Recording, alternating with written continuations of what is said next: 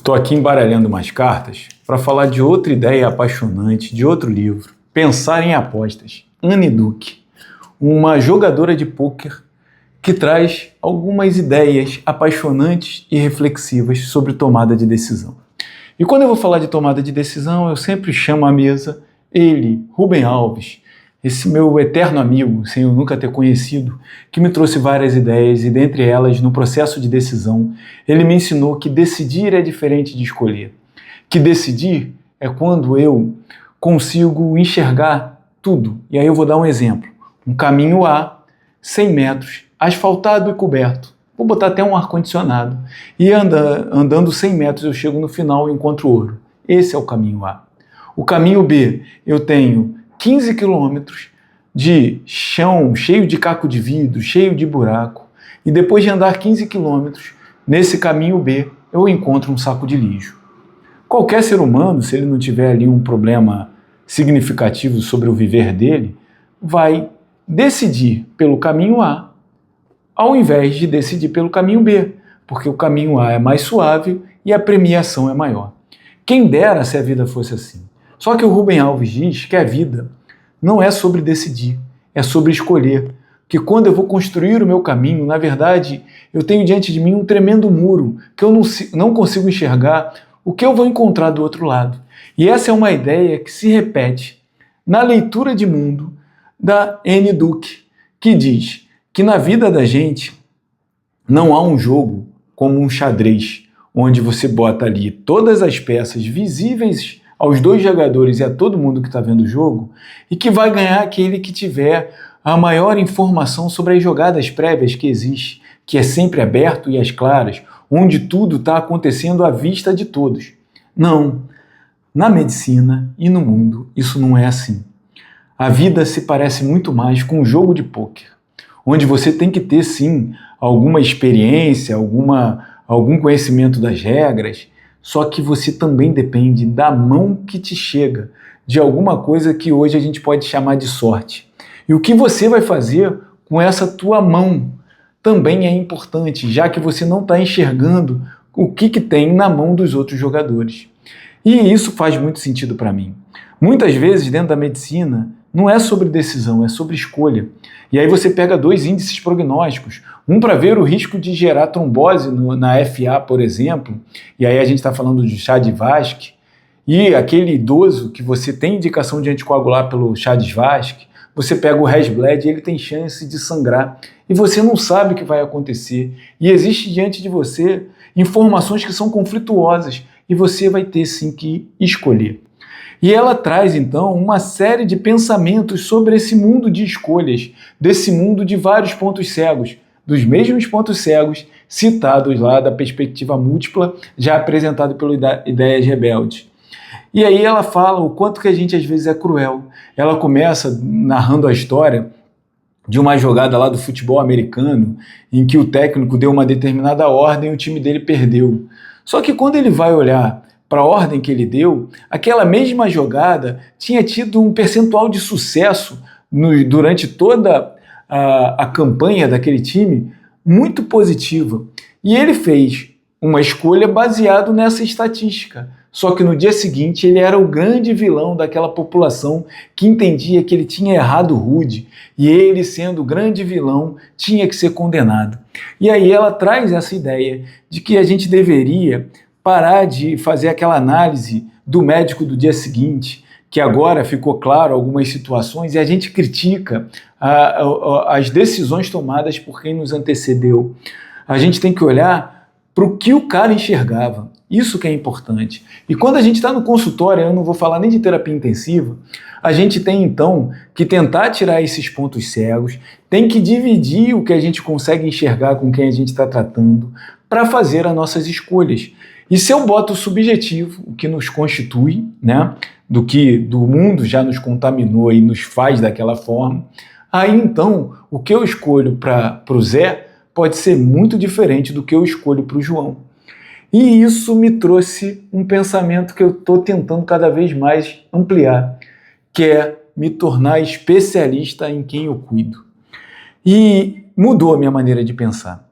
O especialista que só olha para a doença e que não entende que a doença tem uma representação diferente entre os seres que a gente está cuidando, né, entre Zé e João, por exemplo, me faz com que eu busque informações sobre o Zé. E quando eu estiver cuidando do João, me faça buscar informações sobre o João. Então hoje no meu consultório eu faço uma pergunta que assusta um pouco as pessoas, que é perguntar sobre o pecado dela. Que loucura, cara. O cara é médico, está falando de pecado, mas não é o pecado religioso que vocês estão imaginando.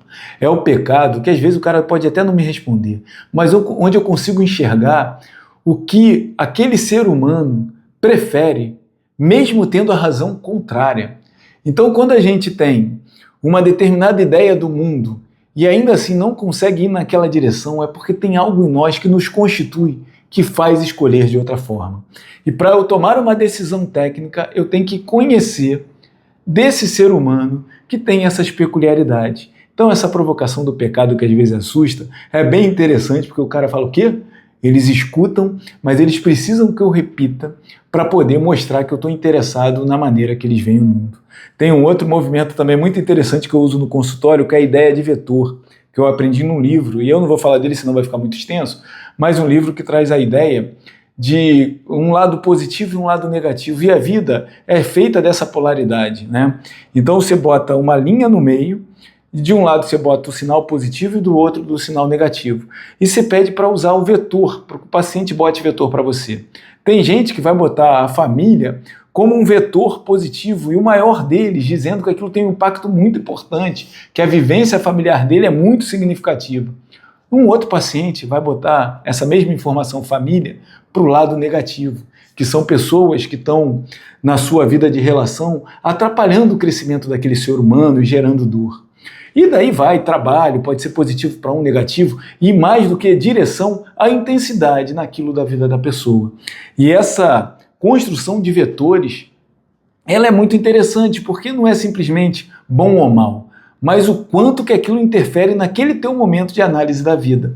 E se eu estou falando de estudar ser humano, se eu estou falando e reconhecendo que existe muito daquele ser humano que eu não conheço, e que as minhas decisões técnicas, frias, precisam ser calibradas por esse olhar, eu estou sim trazendo a ideia do pensar em apostas. Lembrando que as apostas precisam ser pagas. Quem perde, paga. E quando a gente está falando de medicina, a gente não pode esquecer que quem vai pagar pelas nossas escolhas, muitas vezes é o nosso doente. Lembra da humildade intelectual que eu falei? A gente não pode esquecer disso. É diferente quando a gente está falando de aviação. Se o avião cair, vai morrer o piloto, vai morrer o comissário de bordo.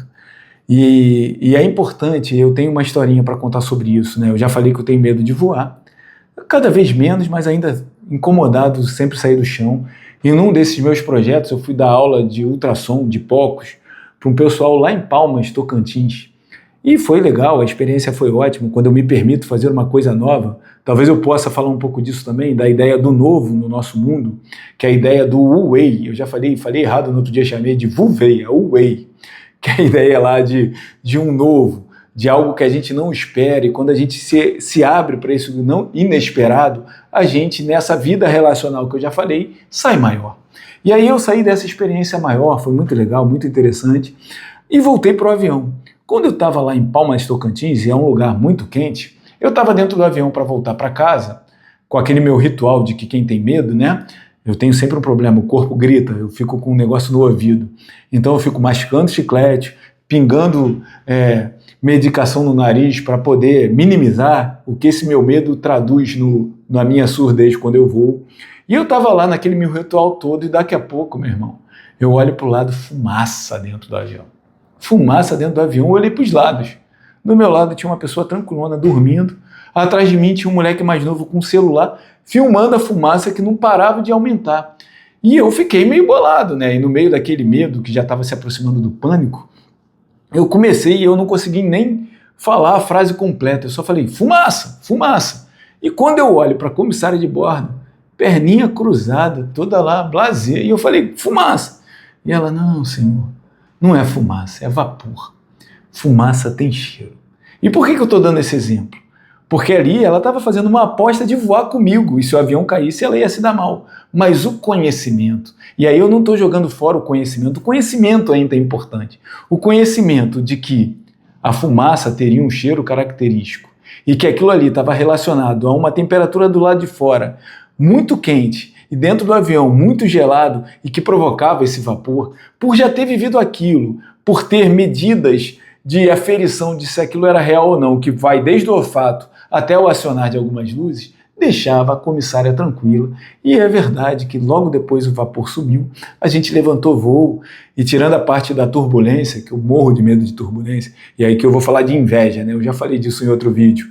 E no meio de uma turbulência, cara, eu tava lá, sabe aquela coisa de agarrado aqui com aquele meu viés de querendo algum controle ali de confirmação? Quando eu tô lá agarrado com o cinto, eu escuto o seguinte barulho. Sabe qual é? O cara roncando no meio da turbulência. E ali eu vivi uma condição humana que eu digo que é inveja, falando um pouquinho do pecado e mostrar que eu não estou isento de pecado. No meio da turbulência, o cara estava dormindo profundamente ao ponto da apneia do sono dele aparecer, e aquilo me deu uma inveja.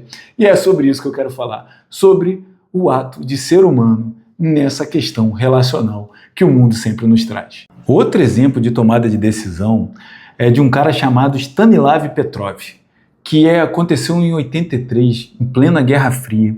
Parece que ele era um general russo, e no meio da Guerra Fria a defesa era algo muito importante, e ele estava dentro do plantão dele, vou chamar de plantão. E dentro do plantão dele, ele começa a identificar através dos radares que mísseis dos Estados Unidos estavam indo em direção à União Soviética. E quando ele olha para aquela situação, ele diz assim, pô, mas algo não faz sentido, os caras não iam mandar um míssil para cá, isso daí é informação errada, para mostrar o quanto que o dado, que eu chamo de algo objetivo, precisa dessa interpretação de mundo, é para tentar trazer esse exemplo aí, para que a gente possa continuar o nosso pensamento. Só que quando ele estava pensando isso, vieram mais 4 mísseis, o radar detectou mais 4 mísseis em direção à União Soviética. E a ordem era que ele chamasse o alto comando, e o alto comando prontamente ia fazer um contra-ataque, ia lançar míssil em relação ao inimigo. Só que ele olha para aquela situação e algo não está adequado. Eu chamo isso muito de saber de ofício. E ele toma uma decisão de não avisar o alto comando, e chega um ponto que ele vai checar os outros instrumentos, e ninguém está vendo míssil, só o radar, mas chega um ponto que se ele não toma uma decisão, se ele não faz uma escolha, ele poderia estar completamente errado, porque não ia dar tempo da resposta da União Soviética. Só que ele, dentro de si, algo chamado de intuição, que talvez tenha a ver com nous lá, quando eu falei de Aristóteles, diz para ele que aquilo está errado, que aqueles dados estão incompletos e que algo não faz sentido, e ele faz uma escolha de não reagir. E no final, não era verdade. O satélite estava com um problema operacional, e isso trazia sombras que pareciam mísseis e na verdade não eram mísseis. E o mundo não acabou, ou pelo menos não foi extremamente contaminado por uma ação bélica dessa monta que envolve energia nuclear. E no dia seguinte, né, passado aquele processo, alguém disse que ele estava completamente errado e ele não virou um herói de imediato. Inclusive eu acredito eu, que por olhar daquela época da União Soviética, ele até logo depois foi retirado dessa função, mesmo estando certo. E na nossa prática diária, não que a gente vai estar certo sempre, mas às vezes mesmo tendo certo, a gente vai pagar o preço da nossa escolha. Ele pagou o preço de uma escolha que no final dos tempos, e aí eu tenho até uma imagem dele aqui com um olhar um pouco melancólico, ele é condecorado, reconhecido como a pessoa que tomou a atitude certa, baseado em algo mais do que simplesmente dados. Então eu gosto de trazer esse exemplo também, porque tem muito a ver com essa tomada de decisão que a gente tanto tem que utilizar no nosso dia a dia. Então, na quimera, que é a inteligência artificial, nesse sonho que tem o quê de falta de fundamento no mundo, dado não é fato. E é claro que o Big Data vai nos ajudar quando ele consegue compilar milhões de dados, trilhões de dados para construir um raciocínio. Mas entenda que dependendo de como esse dado foi coletado, do quanto a gente botou um determinado olhar já contaminado. Por exemplo, vai falar de dor torácica de alguém, alguns médicos mais novos já saem perguntando características que fazem com que aquele paciente descreva de uma forma que ele quer ouvir. E aí tem alguns termos, dor em opressão, dor em aperto, que ele vai provocando até que o paciente diga. E ali não existe uma escuta real, existe uma escuta preconceituosa do que ele já traz de bagagem. Eu digo também, quando os médicos mais novos vão palpar uma dor abdominal, que muitas vezes eles vêm com um falso positivo, eles dizem que existe irritação peritoneal. Por quê? Pensa comigo, esse exemplo é bom. Um cara ali em torno de 20 e poucos anos com uma dor abdominal, e o cara é homem, não gosta de ir para o hospital, a minha ideia é preconceituosa aí. E aí ele vai para o hospital porque aquela dor está preocupando ele. Ele já está cheio de medo, se não sabe se aquilo vai levar a cirurgia, sim ou não. Está do lado da namorada. E como ele tomou a ação de ir para o hospital, ele está valorizando que a dor dele não é pequena. E aí vem um médico mais novo e aperta a barriga dele. E aí ele está perguntando, tá doendo? E o cara, tá doendo muito, doutor, tá todo contorcido. E aí, subitamente, o cara tira a mão. Quando ele tira a mão, ele pula. E o médico mais novo chama aquilo de irritação peritoneal, que é sinal da descompressão dolorosa, mostrando que existe irritação no peritônio. Quando você chega nessa mesma situação, com um pouco mais de experiência, e não é simplesmente vivência, e você consegue entender daquele cenário que o indivíduo que está sendo tratado já tem um olhar contaminado para aquela dor e para aqueles medos que ele não fala, e aí uma outra crítica. Eu nunca vi alguém escrever medo no prontuário. Eu já vi muita fofoquinha em prontuário, mas medo ninguém escreve. Como se a gente não tivesse autorizado de falar dessas emoções dos seres humanos. Mas quando você percebe que ali existe um medo, uma preocupação excessiva, você já aborda de outra forma. Se o cara está com dor, e aí como é que eu faço? Vou jogar aqui, eu falo que eu uso, ao invés da mão de polícia que o médico mais novo usou, eu uso a mão de mágico. Como é que é isso? Eu chego puxando um assunto, perguntando quem é, tento fazer assim, e falo uma piada ruim, geralmente envolvendo futebol se for homem. Se o cara ri de piada ruim, esquece a Eva que ele está falando. A escala visual analógica, que ele pontua a dor dele, a dor é dele, ele bota o ponto que ele quiser. E ele vai sempre do lado da namorada, do lado da mãe, dizer que a Eva é grandona, a Eva 8. Mesmo que eu explique de novo para ele que Eva 8 é uma dor muito significativa. A dor é dele. Só que se ele está rindo da minha piada ruim, diminui a probabilidade pré-teste do Eva 8 ser Eva 8 de verdade. E se eu continuo naquela brincadeira e palpo a barriga, e enquanto eu estou palpando a barriga, eu estou chamando a atenção dele para o meu discurso, para o que eu estou falando, e eu solto a mão e ele não pula, é porque simplesmente eu tirei a atenção dele como um mágico, para poder tirar daquela informação do real algo mais razoável e mais próximo da verdade. Então é claro que isso é uma habilidade que a gente tem que desenvolver e que envolve outras perspectivas que não é ensinada na faculdade e que eu acho que dentro do meu motivo faz sentido estar aqui dividindo com vocês. Dado não é fato. O fato envolve um indivíduo, envolve o sujeito, como eu prefiro falar, tá bom? Então é sobre isso.